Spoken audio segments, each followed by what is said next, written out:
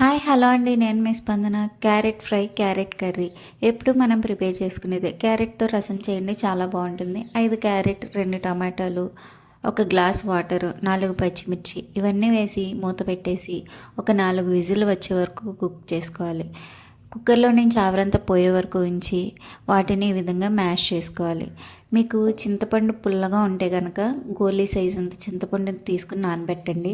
పుల్లగా లేకపోతే నిమ్మ సైజ్ అంత చింతపండు తీసుకుని నానబెట్టి ఆ రసాన్ని దీనిలో వేసుకోవాలి. నెక్స్ట్ రుచికి సరిపడినంత సాల్ట్, చిటికెడు పసుపు, కారం ఇవన్నీ వేసి ఒక 4 గ్లాసులు వాటర్ వేసుకొని అది మరిగించుకోవాలి. రసం మరిగిన తర్వాత నేను ఈ పౌడర్ అనేది రసం పౌడర్ ఇంట్లోనే ప్రిపేర్ చేసుకున్నానండి.